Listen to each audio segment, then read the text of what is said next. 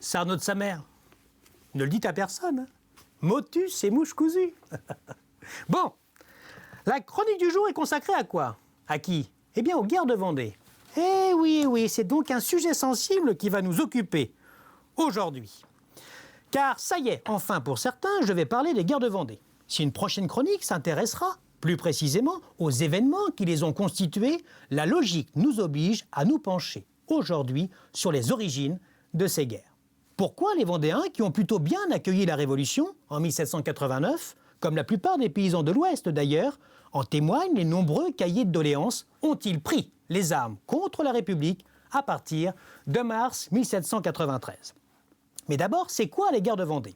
Lors de la Révolution française, c'est le nom donné à l'insurrection dite contre-révolutionnaire qui s'est développée dans l'ouest de la France. En Vendée, bien sûr, dans le nord principalement, mais aussi dans le sud de la Loire-Atlantique, au sud-ouest du Maine-et-Loire et au nord-ouest des Deux-Sèvres. En somme, sur la rive gauche de la Loire. Cette guerre civile s'est essentiellement étalée de 1793 à 1796 et doit être dissociée de la chouannerie, bien qu'elle y soit liée, qui s'est développée sur la rive droite de la Loire jusqu'en Normandie même. Ces guerres de Vendée ont opposé les forces révolutionnaires, les républicains, surnommés les Bleus, vous le savez, aux Blancs, qui constitue un mouvement assez hétéroclite, un groupement de populations paysannes, très catholiques, soutenus par la noblesse locale et de nombreux prêtres réfractaires, qui constituent d'ailleurs la très grande majorité des prêtres en Vendée, c'est-à-dire qui refusent de se soumettre aux nouvelles mesures les concernant. Mais comment une jacquerie, une simple révolte paysanne, a-t-elle pu devenir une insurrection? Eh bien, plusieurs raisons à cela. La première, c'est l'opposition nette et franche à la chanson Les Mariés de Vendée de Didier Barbelivien. Mais oui, rappelez-vous, et les églises se souviennent des tout premiers je t'aime, des mariés de Vendée. Non, je rigole bien sûr. Barbelivien n'étant pas encore né au moment des guerres de Vendée, puisqu'il le sera en 1802.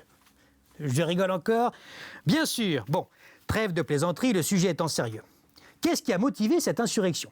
On peut dire que c'est la succession et l'entrelacement de 6 faits majeurs. Le premier est la vente des biens nationaux, qui sont les domaines et possessions de l'Église, de la couronne, ainsi que les propriétés de certains nobles confisqués durant la Révolution et vendus pour résoudre la crise financière. Le deuxième, c'est la constitution civile du clergé, adoptée par décret le 12 juillet 1790, qui marque l'étatisation de l'Église, une rupture donc avec le Saint-Siège, et provoque une division entre un clergé constitutionnel et un clergé réfractaire, dont on vient de parler avec les prêtres insermentés auxquels la population vendéenne reste fidèle, ce qui de fait l'éloigne de l'administration. Mais l'insurrection émane surtout des 4 faits suivants.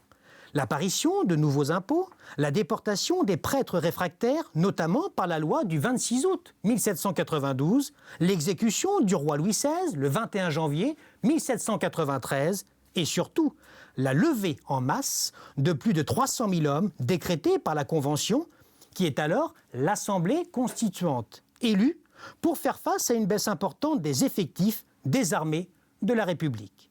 Celles-ci sont chargées d'assurer la défense des idéaux républicains, notamment face à une Europe coalisée contre la France.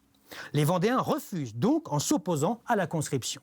Ce sera le début d'une guerre civile atroce et sanglante.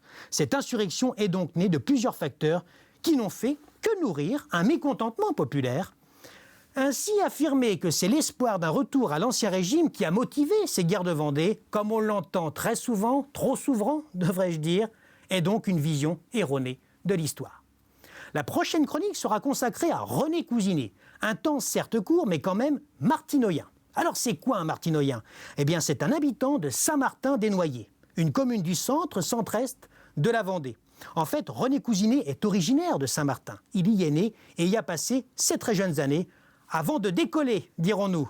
Mais vous comprendrez la semaine prochaine. Allez, bonne semaine à tous. Et d'ici là, n'oubliez pas, vous allez beaucoup me manquer.